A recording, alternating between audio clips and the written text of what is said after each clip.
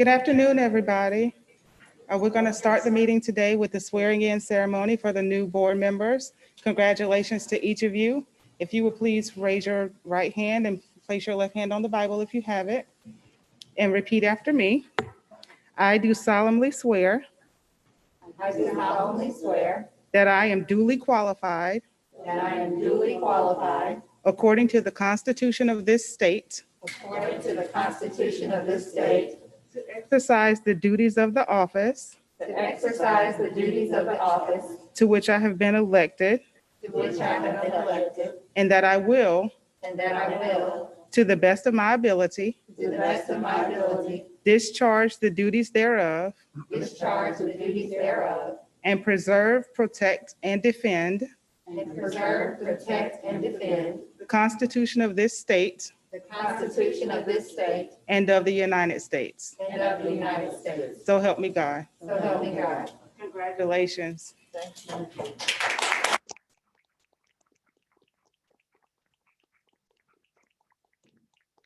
Addition, two documents, one of which is our very own Charleston County Policy BCA. It is a copy of our board ethics policy. We ask that you review it and sign it and make sure that Julie or Trudy or Erica get a copy of it. And addition to that, there's a School Boards Association code of ethics as well that we'd like for you to take a look at and sign. And we can make copies if we need to, but those are two documents that govern the board, and we just like for you to have signatures on file for those.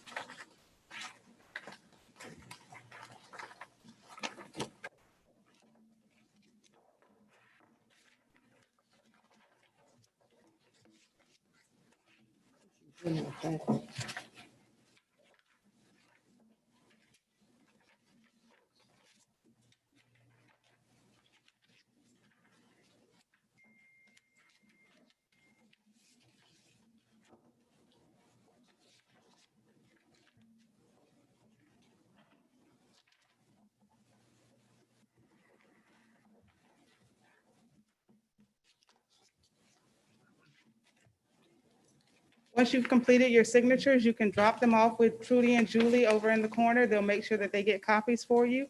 And I'm going to turn the meeting over to Reverend Matt, our current board chair. Okay, we're going to take a 5-10 minute recess and regroup. Once you've done that, then we'll recess in about 5 minutes.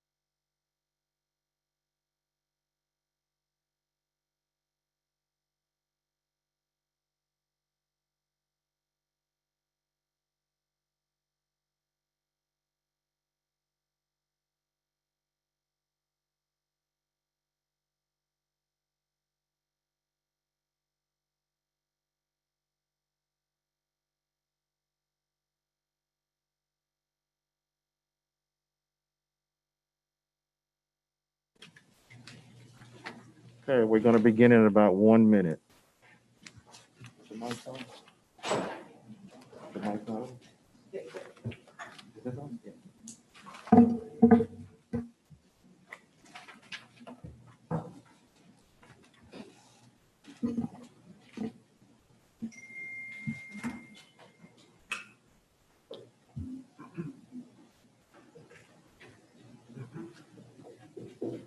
Gonna take down the little.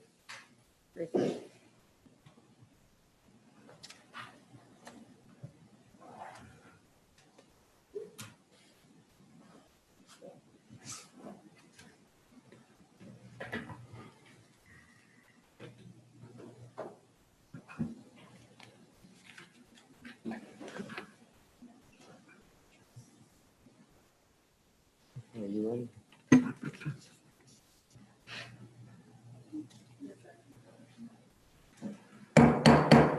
Okay, we will now call our November 16, 2020 Board of Trustees meeting to order.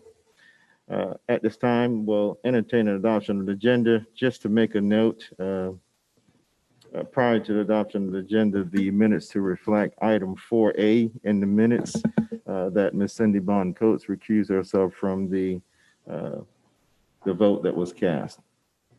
It has been updated in board docs. Just want to make that note before we. Trevor Mack, I have my letter of recusal that'll get added to the minutes as well. I move to adopt the agenda. Second. Properly moving second. We're going to attempt to do electronic. Okay, all right. It should have populated on your screen. If There's, you, do we have if you discussion? populate the scope. There you go. Yes. Okay. Is this the If you time for accidentally discussion? vote in a way you don't want to, you can really quickly go back. I and didn't change it. hear the Okay. time for discussion. May I, is there time for discussion? I'm sorry, I can't hear what she's saying. Ms. Dr. French. Was there a moment for discussion of adoption of the agenda? I did not hear that.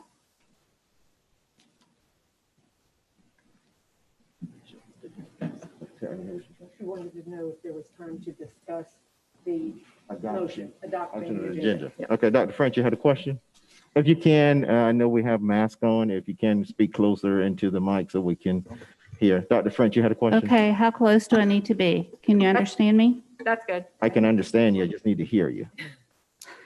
Okay, I wanted to point out that there was an item mentioned in the minutes from the last meeting that said there was going to be a report from the ad hoc committee on this evaluation of the superintendent tonight, but it's not on the agenda, and I just wanted to ask whether, what was done to try to make sure that that committee met, and why weren't they able to meet?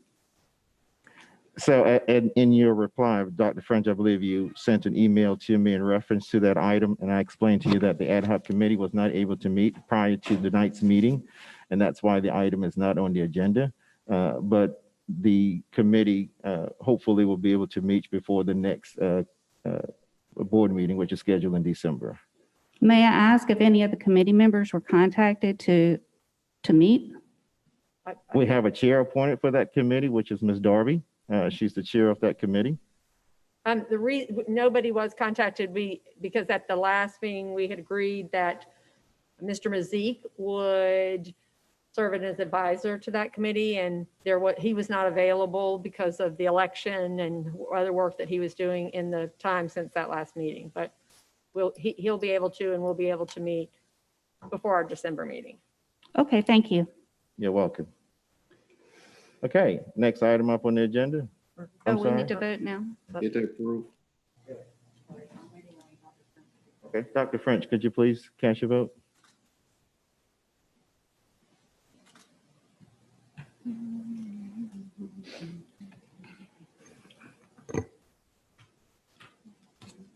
Okay, next item up on the agenda. It's the approval of the minutes. Move to approve the minutes? Second. Second.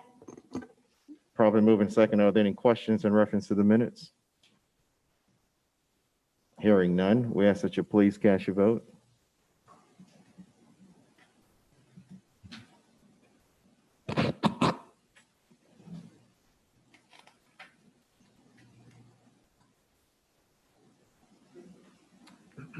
Ms. Green?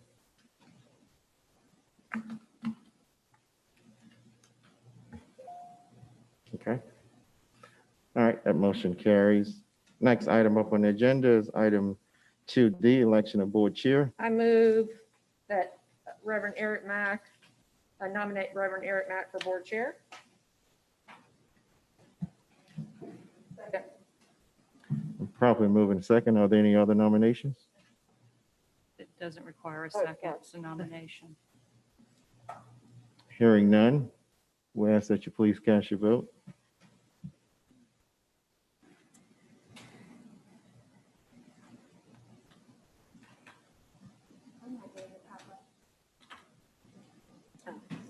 On to that item.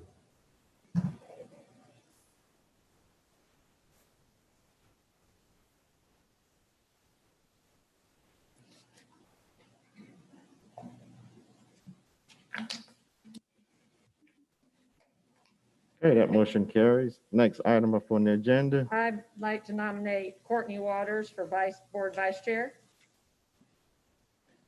I'll second. I'd like to nominate Christian French. What was that? We have two nominations on the floor. The first one is Ms. Courtney Waters, and there's a second nomination of Dr. French. So first Dr. motion, Frazier. I'm sorry, Dr. Frazier. Dr. Frazier. Dr. Frazier. Dr. Okay, Frazier. second motion was Dr. Frazier for, Can I decline? you sure can. And then I'd like to go ahead and elect Dr. French. You want to No, you would nominate like to- Dr. French? Yes, Like to nominate Dr. yes. Okay. All right. Okay, first name that has been nominated for vice chair is Ms. Courtney Waters.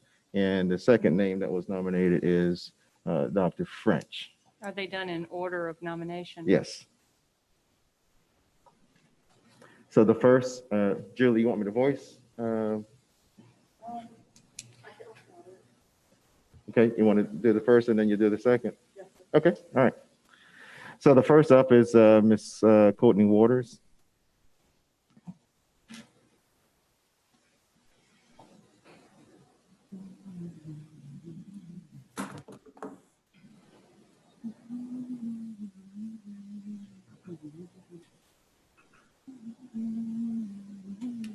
Okay, that motion passes because Ms. Waters received the majority of the votes, then that nulls the other nomination. Next item up on the agenda is item 2F. I move to suspend the pertinent sections of policy BDE board committees in order to proceed with the committee of the whole chair election and approval of audit and finance committee chairs and strategic education and policy committee agenda liaisons today. Second. Properly moving second. Are there any questions? Hearing none, we ask that you please cast your vote.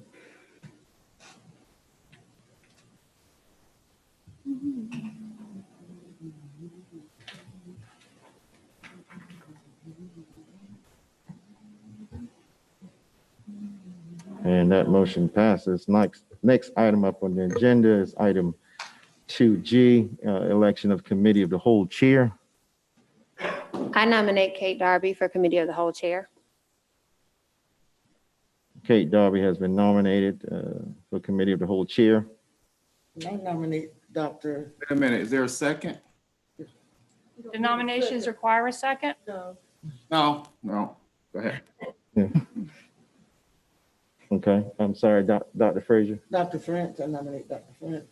Okay, Dr. French has also been nominated for committee of the whole chair. Are there any others? Okay, the first name that was nominated for committee of the whole chair is Ms. Kate Darby. Second nomination for committee of the whole chair is Dr. French.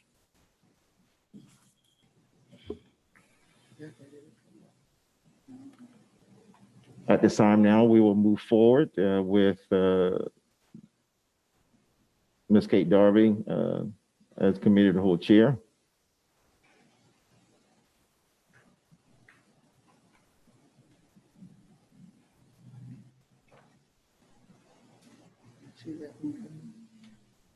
Has it populated? There we go. There it is.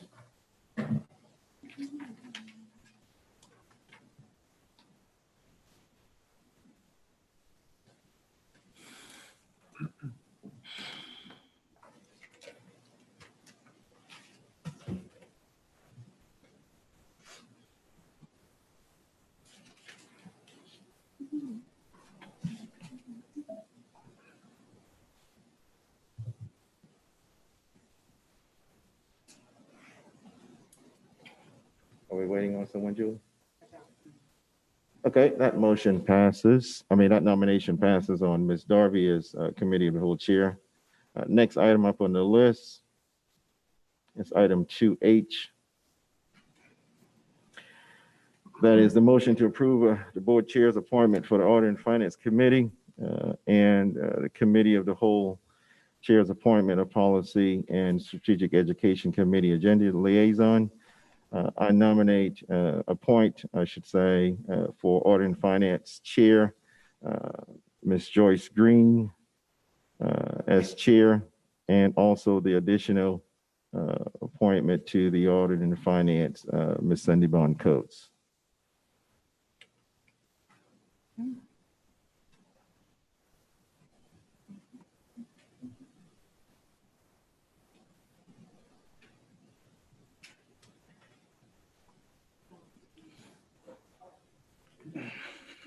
We'll do those separate, I think. Yes.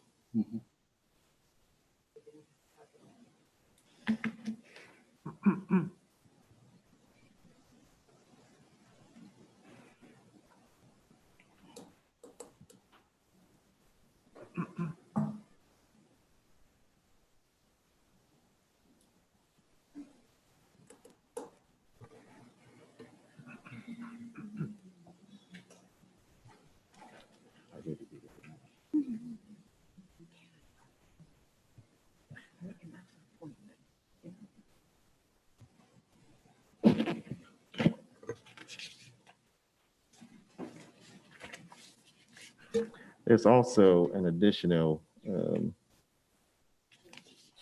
sorry. Hang on 1 second. Let's get this one out of the way first.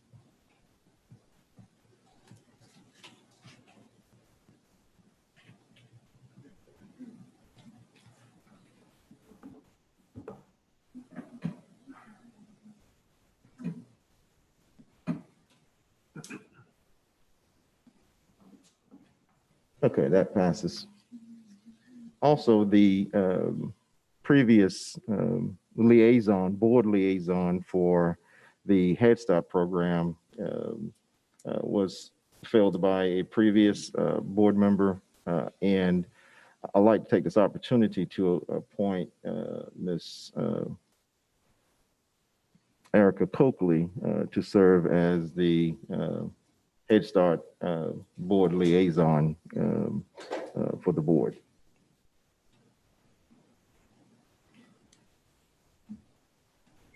Can I go ahead with the Committee of the Whole? So for the Committee of the Whole, I'd like to recommend or nominate for board approval Dr. Helen Frazier for Policy Liaison, and for Strategic Education, Lauren Herderich.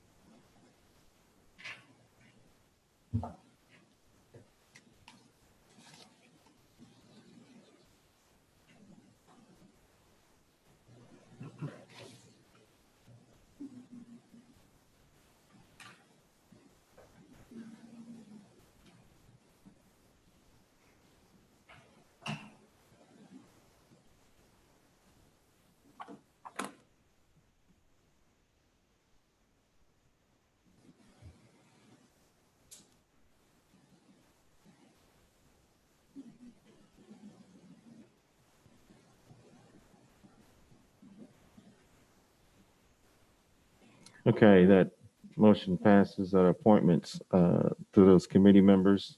So Reverend Mack, Yes. we've managed to appoint 8 out of 9 board members to some sort of position It's where they coming. can learn more.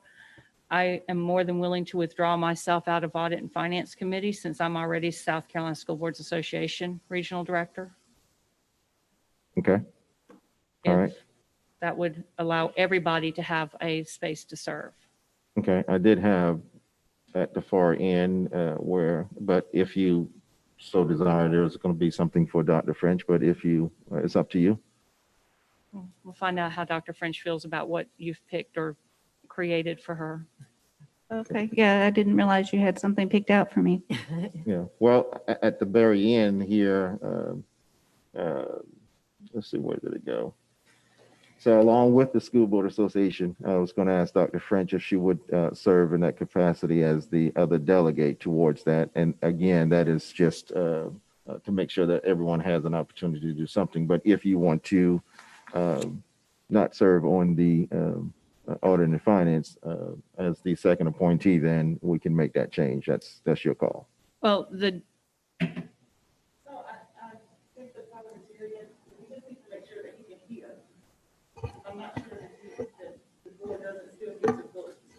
on what? Oh. We haven't crafted a proposal yet. So we're talking about the appointee to the Audit and Finance is what she's referencing. Yeah. So Ms. Coates, tell me your desire. Well, the alternative delegate to the South Carolina School Boards Association Convention is a one-time event and only and only if I'm unable to cast that vote because I have all the votes. So it's not a position where you have any ability to break out in sessions and learn more about how to operate on the board. So if it's the board's will that all the new members have a space to serve, I would be more than happy to allow that to happen. So tell me your desire again. I've asked you. Desires to find out if the board would like to have all the new members to have a place to serve. Oh, at the present moment, Ms. Coates, you were appointed to serve on the Audit and the Finance Committee. We've been trying to, and that's exactly what just transpired, trying to get everyone to be in a capacity. My question to you is, are you willing to accept the appointment or do you prefer Dr. French to serve on Audit and Finance? So I would defer to the parliamentarian, but accepting or not accepting the appointment doesn't equal a vote for Dr. French. So again, I guess I would ask the board how they would feel if all members had a place to serve. Well, first of all, Ms. Coates, is we've had a vote. The board has acted on a vote to appoint you to the Audit and Finance. So at this point, the board has made a motion and it's been approved and it's been adopted. So we can't just now say you don't want to serve without a new motion or reconsideration because it's the same board meeting. But you just can't say I'm not going to do it and designate to Ms. French. That's not how it works, no. So what is the procedure to find out how the board feels about this? Well, the board feels about what, Ms. Coates? If I were to step down and allow the other newly elected board member, the only person responding right now is Eric. Mm-hmm. And I guess I was trying to gauge a conversation with the board. Well, the problem is that motion has been made and we've moved on. So there's no leeway for discussion on that prior motion because it's already been adopted, because it's been voted on. Now you can make a motion because it's the same meeting of reconsideration for your appointment, but that's just kind of awkward. I can make a motion. I will stay where we are then. Okay, all right. Let's, at this time now, we're entertain a motion to go into executive session. So moved.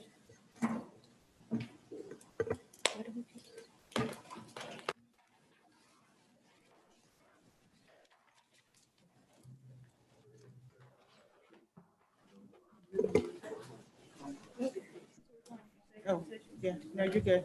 You can go. Oh, we stay. We will. Yeah, we stay, they leave. Okay. Oh, because of social distancing.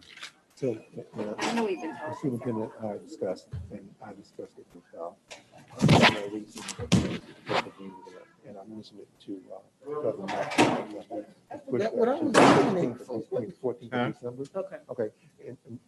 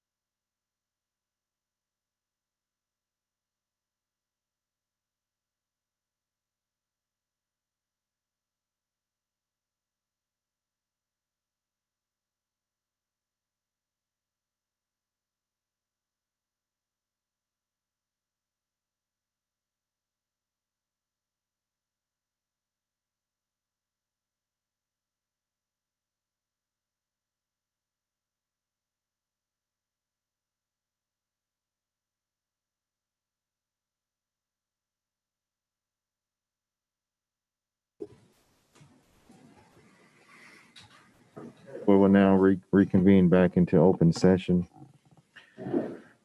As we pause now to remember 3 members of the CCSD school district who recently passed away.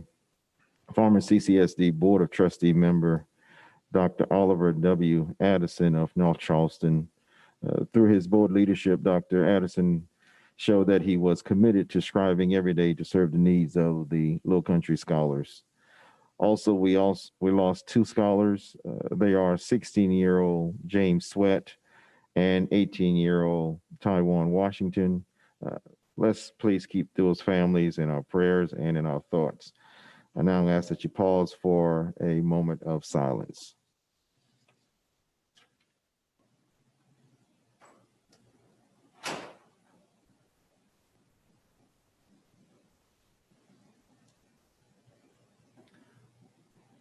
So now stand for the Pledge of Allegiance. I pledge allegiance to the flag Of the United States of America, and to the republic for which it stands, one nation, under God, indivisible, with liberty and justice for all.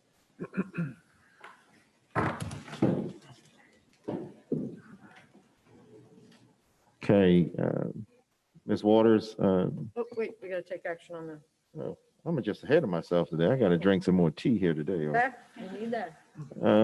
Item 5A, out of county requests. I move to allow the student to remain through the end of the year and waive tuition. Probably moved by Ms. Darby, second by Ms. Green. Are there any questions?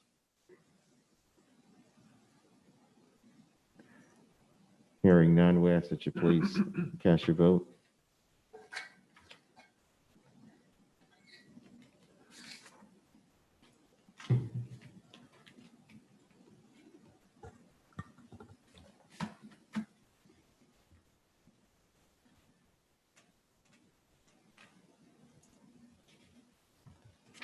Okay, that motion passes. Item 6A is public comments. Ms. Waters? Currently, public comments are not being received in person, but they are being received via email. We are not having public comments in person because of the constraints in the space of the boardroom and due to the need for social distancing, but all board members have been forwarded the comments that were submitted. Thank you. Item 7A. Is there a motion? I move to approve. I can read the whole thing. if you want to. Is there a second for item 7A, the refinancing of the ceased installment purchase Second. revenue bonds? Who seconded? I'm sorry, who seconded? Lauren. Lauren, I'm sorry. Ms. Herrick second that. Are there any questions or discussion? Reverend Mack. Ms. Coates? So, Mr. Kennedy, the motion says that we will either do an RFP or do a sole source selection based on the recommendation of a third-party vendor. Why are you asking for that flexibility? Why not just make a motion and present something to us with just one of those? And what factors are going to determine that? So, excuse me. So when we issued the refunding of the bonds a few weeks ago, $157 million, we did go with an RFP. But we just simply want the flexibility to see what the market conditions will bear. If it gets to a point where we need to act fairly quickly because of the market conditions, we would like to have that flexibility. If you recall, we were fortunate we did have the timeline this time to get the RFP out. We did say $15 million, and we want to have that level of savings going forward with this remaining $217 million to refinance. So we're also giving you 2 years, I think, to make that decision. That you still think you could find yourself in a position where it'd have to be a last minute decision? I'm sorry, position to do what? Where it would have to be a last minute decision. I think that the I think, approval of this goes through the 2022. yeah, I think And more than likely, we won't be in a position we'll have to make a last minute decision, but the bonds are in a series of issuance. So it's not a set amount of $217 million. We have different maturities. And so some of those maturities might be executed in terms of the refunding on, in fact, they will be executed. Yes, they will be executed at different time frames. Yeah, so, but I do want to make sure that it is nothing short of phenomenal to be able to sit on this board and watch the long-term debt and the series systematically start rolling off. That's something that hadn't been seen in 20 years in this district. So I must applaud you that we literally are actually getting to zero. So kudos to you for that. Thank you. Echo those Okay. kudos. Okay, any further comments or questions? Rest of you please cast your vote.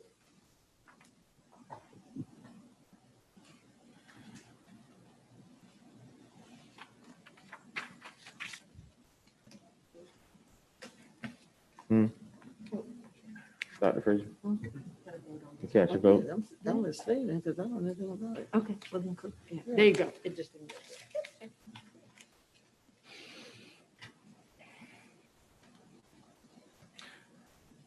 Okay, that motion passes. Item 7B is the capital projects report and the monthly financial update that was included in your packet. Are there any questions in reference to either one of those information that was provided to you? Okay, hearing none. The superintendent's report, Dr. Postaway. Thank you, Reverend Mack. Good evening, everyone. Can you hear me? Okay, thank you. As Erica gets the PowerPoint up and running, the report is fairly simple and straightforward this evening. We start with an update on the COVID-19 metrics. We report to the board every 2 weeks, and we use the report that DHEC issues officially on Thursdays to update this information that comes to the board. So our incidences are increasing a little. We monitor three different categories that are identified and tracked by DHEC. The first is the incident rate, how many per 100,000, the positive infection rates per 100,000. We're in the medium category. As of last Thursday, our 2-week average was 177 positive cases per 100,000 people in Charleston County. We also monitor the trend in the 2-week incident rate. Is it getting lower? Is it staying steady, or is it rising? And as of last Thursday, even though we had risen slightly, DHEC rated us as stable. We were still in the stable range. We are among the 12 lowest districts in the state, but our, as you know, our incidents are rising. And then the final category is the percent testing positive, and we're at 9.9% testing positive. For those of you who are new to the board, I will tell you that in mid-July, we had an incident rate of 959 cases per 100,000. So we came down to just around 100 per 100,000, and we're now slightly on the increase. And our arrangement with DHEC is the same as most school districts in our region. We, and across the state actually, we look at each classroom, each situation, each school, situation by situation to determine whether a classroom would need to close, or a whole school would need to close, or an athletic team need to quarantine for 2 weeks and so forth. So that is our 2-week update. On the off weeks, if we have this information, when we send out an update to you on Thursdays, we include it. We normally include it in that update or send you a separate email.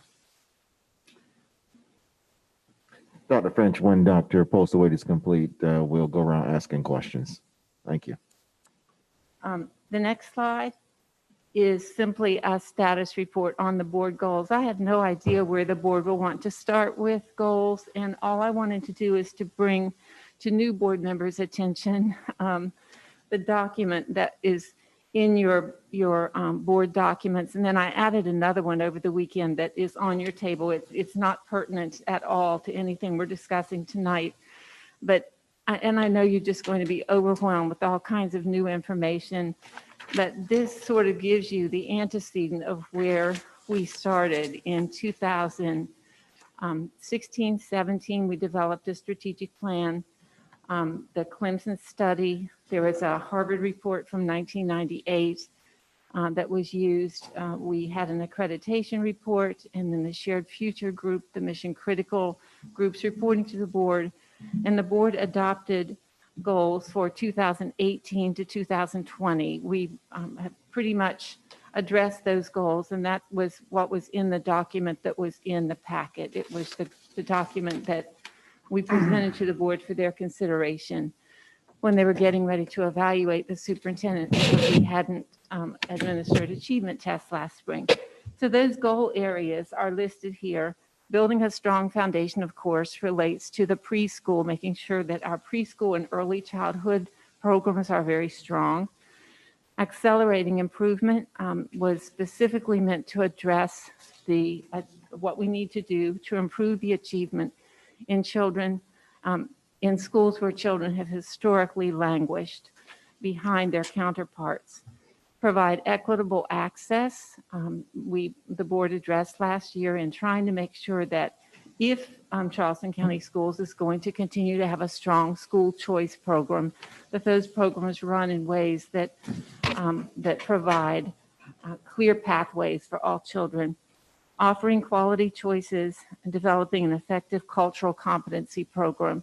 All of those things are well underway. And then, of course, the sixth that became a necessity last spring was successfully bringing the district or supporting the district through the COVID-19 pandemic. So the next step will be that at some point, working with the board chair, the entire board will want to decide how you want to, when and how you want to meet, and whether you want to set some additional goals.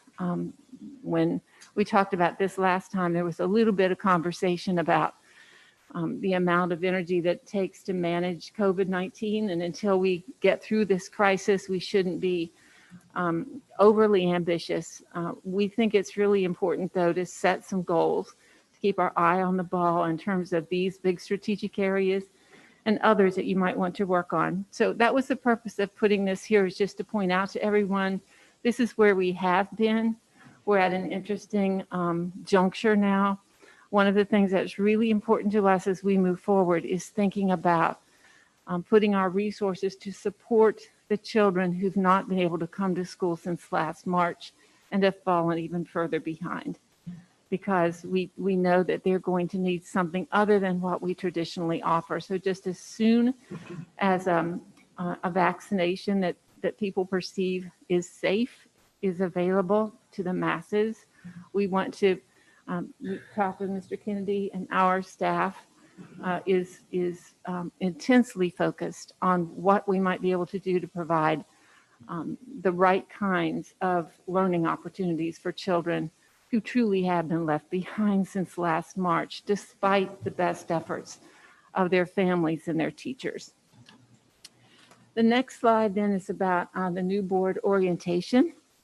Lots and lots of new information for new board members.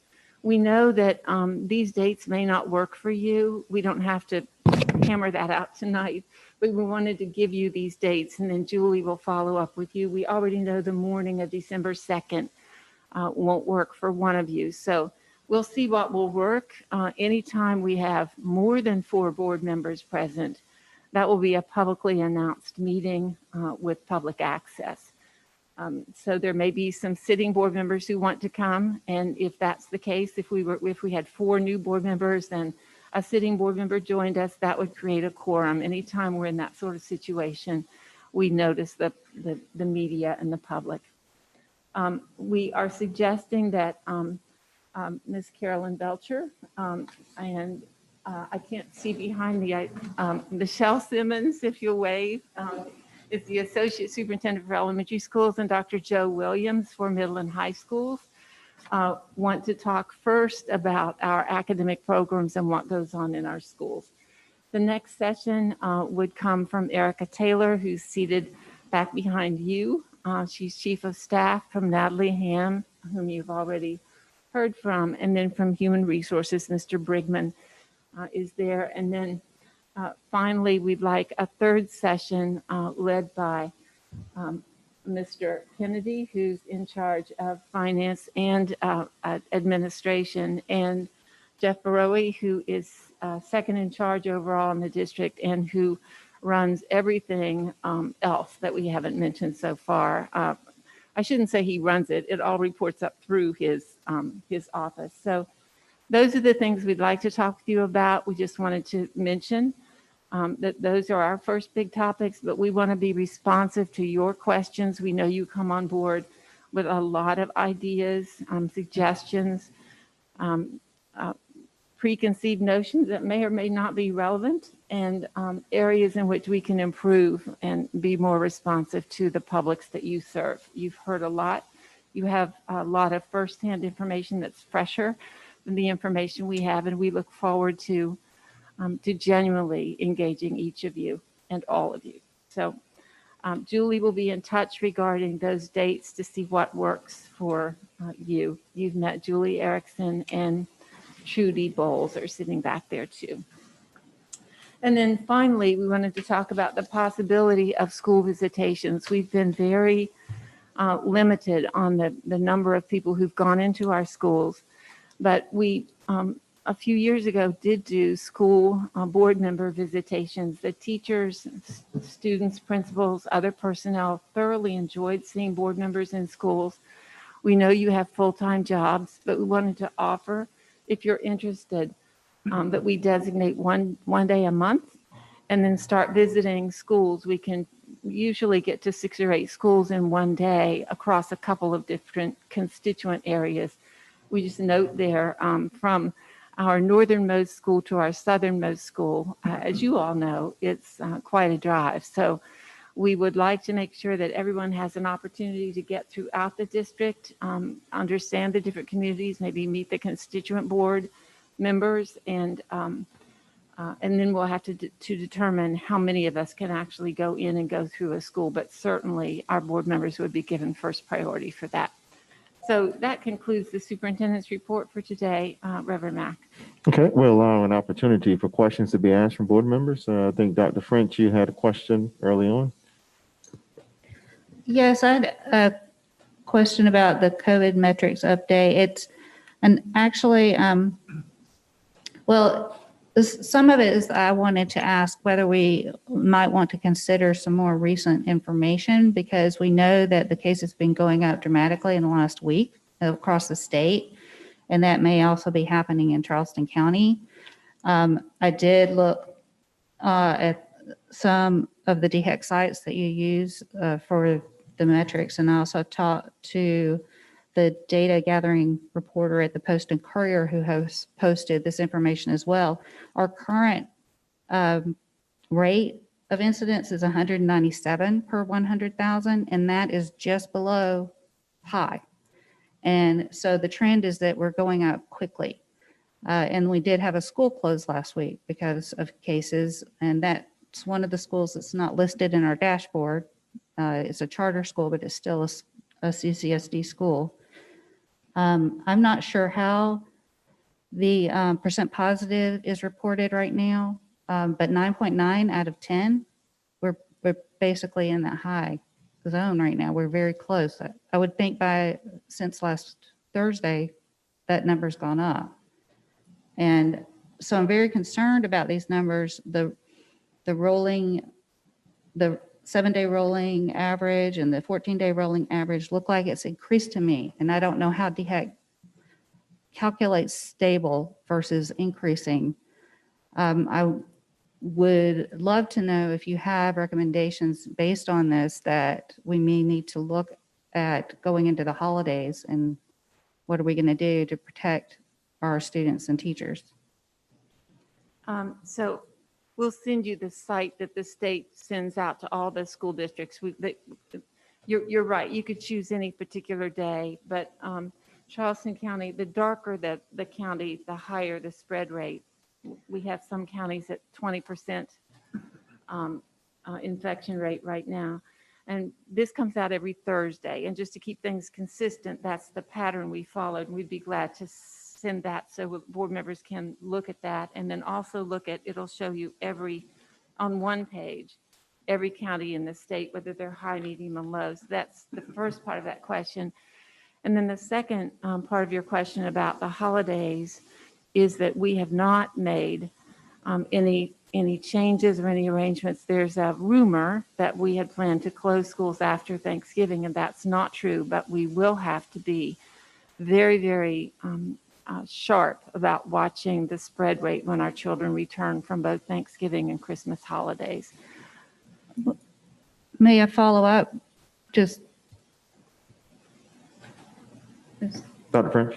oh Go yeah, just as a follow-up, I think that understand that, okay, you check it every Thursday to be consistent, but this is a pandemic and things can change really rapidly. I think we have to be more nimble than that. So I hope that we will be advised quickly if we need to do something, even if there's not a board meeting scheduled. Absolutely. We don't check it every Thursday. We check it. We track it daily. And Good. MUSC tracks it daily. They use indicators beyond what DHEC uses, and there are daily conversations and daily calculations. So in Jeff's department, there's someone who runs the numbers for us daily, and we would report our numbers to you, except sometimes DHEC will report tests all on one day, but then when they get more time, they go back and they report the exact date that the test was given, so that the data changes a little, so that we don't have dueling data or inaccurate data.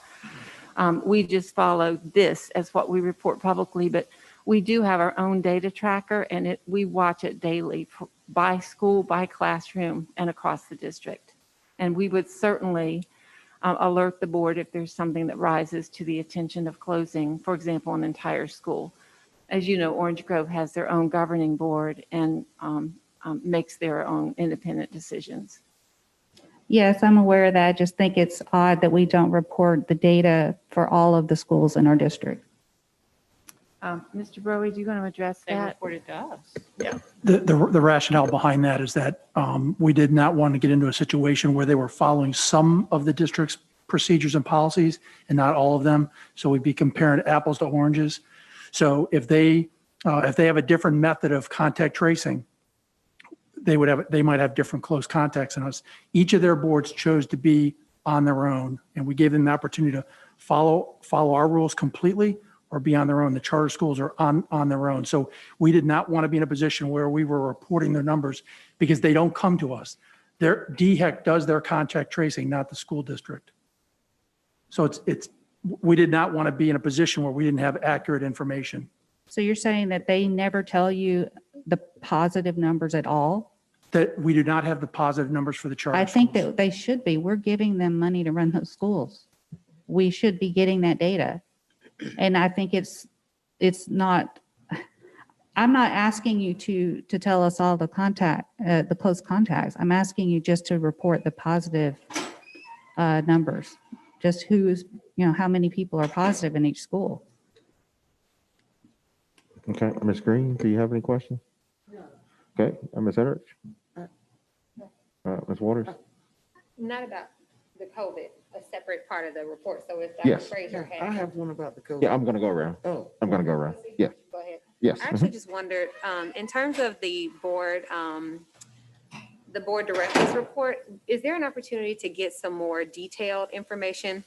For instance, present plan to revamp early childhood education and just understanding like where we are now in terms of what that plan looks like, how it developed, and then on some of these other things, just if we could get more detail.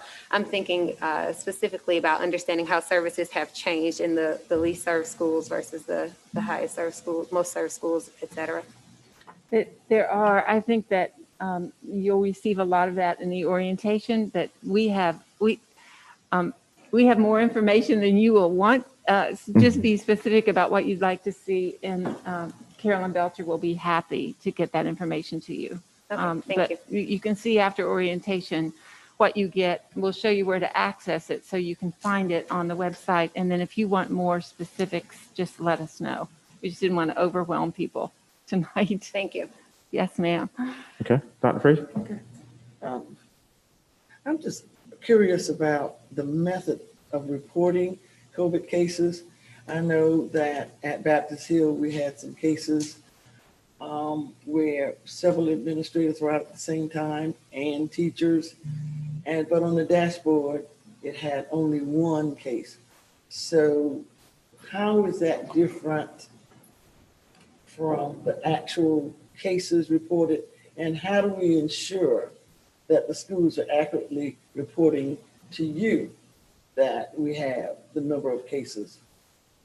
So I will say, just when we report, we're really careful not to say it was students, teachers, administrators, or someone else, because that could very easily, you could easily identify an individual, and then that's a violation of their HIPAA rights. And we had a mistake on the, I think information was turned into us, and it was our glitch that it didn't get transferred over. Mr. Broey may have some more information on that, but it comes through the nurse's office. Mr. Broey? I am very confident in the data being tracked. And as Dr. Postlewaite mentioned, we had a transposing problem with the information.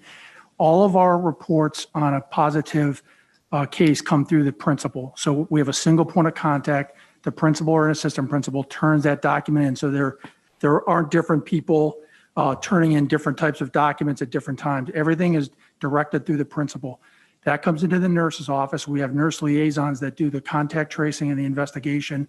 They load the data into a spreadsheet that is very close hold to make sure, as Dr. Postlewaite mentioned, we protect that privacy. At the end of each day, communications department takes a look at that spreadsheet and takes the information from each school and puts that onto the internet, onto our website. One thing we've noticed that when we've been asked about numbers not being correct, just to bear in mind, the numbers for the weekend do not show up till close of business on Monday. So a lot of times people will turn the website on Monday and go, wait a minute, I know something happened over the weekend. How come it's not being reported? The weekend numbers go in with the Monday numbers and show up Monday at close of business. So that's one area we've noticed where people think there's misreporting when there's not.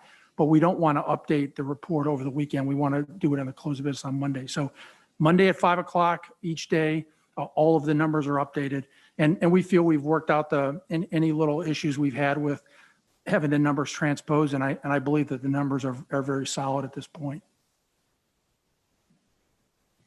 Okay, Ms. Darby, you have any questions? I do not. Thank you. Ms. Coakley? No, no. Okay, Ms. Coates?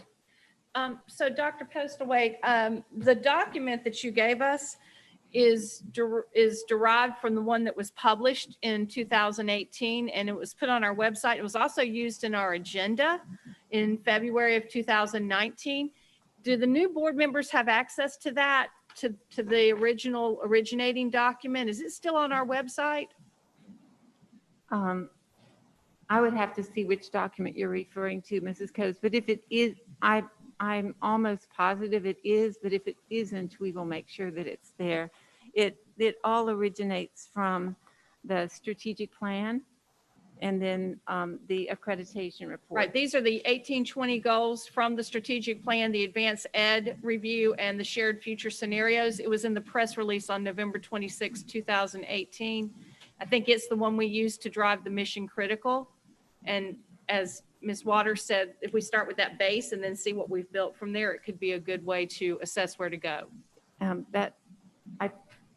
I put the update that I think is a complete update in the board docs for today's meeting so that new board members can find it. And then we have every 3 months we've given mission critical updates. So we have those documents, but please make sure I see the document you're referring to after the meeting so we can make sure that it's easily accessible. Thank you. I think if we have consistent formatting, it helps draw that connection back to the original. It surely does. Thank you. Okay. Any additional questions? All right, thank you, Dr. Postlewaite, for your report. Yes, sir. Item 9A, I'd like to make a motion to appoint Dr. French as the alternate delegate to represent the Charleston County School District at the 2020 Legislative Conference of South Carolina School Board Association to be held on December 4th at the Convention Center in Columbia. Second. Are there any? Mac, you might want to explain what that even is, because the delegate assembly is not just for the delegates. There's also the handbook or the proposals that were sent to you for the board to review. Maybe we could help them get up to date, because that's going to be what goes to the State House legislators for proposed laws. So just before I even talk about that, Ms. Coates represents the different regions. We have different regions throughout the state of South Carolina. Ms. Coates is region for the Charleston area region. That's region what, Ms. Coates? I'm sorry. Your region what?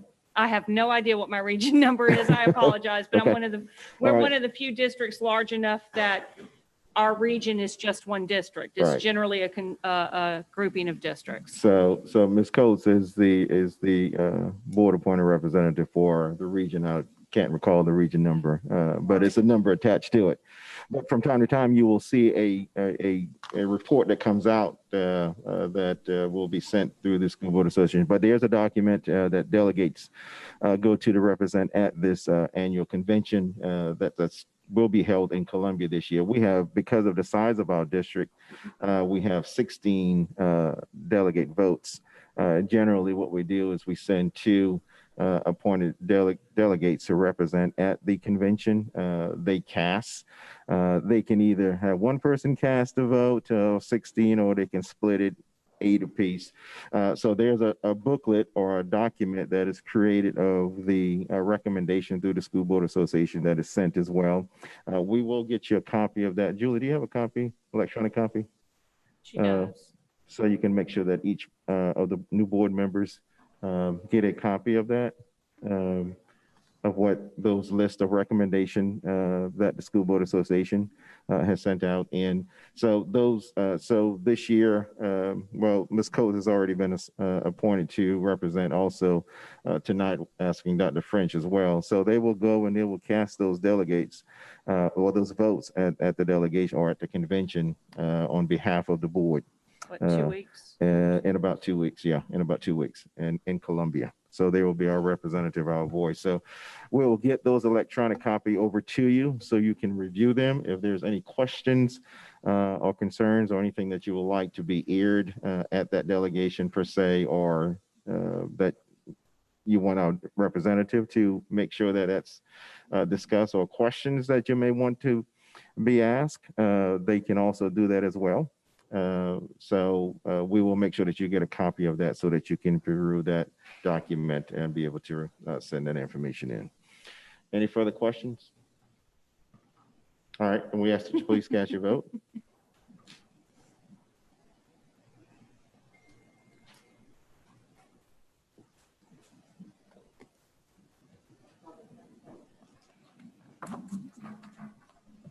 What are we waiting on? Okay, that motion passes. Just want to let you know that our upcoming meetings,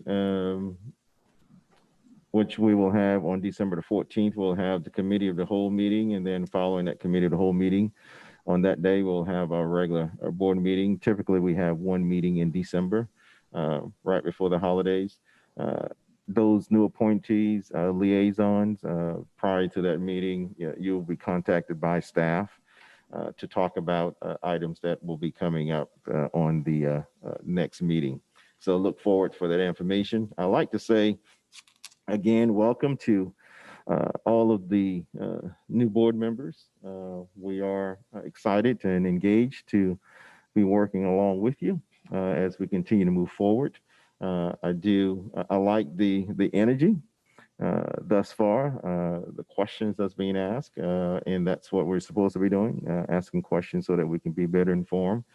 If there ever a point where information that you are in need of to help you make a better decision and you have not received that, we ask that you please follow the requested guidelines and submitting that through our board secretary or through Ms. Erickson, and we'll make sure that those documentation get to you in a timely fashion, particularly with those information that are sent out to you in preparation of board meetings. We ask that you do utilize the extended time of asking your questions or even speaking with a live staff member prior to the board meeting on that Monday of questions that you may have, so that you can be better prepared and informed when you do attend the meeting at hand. So again, thank you, welcome, and we look forward to working with you. At this time now, entertain a motion for adjournment. This meeting's now adjourned.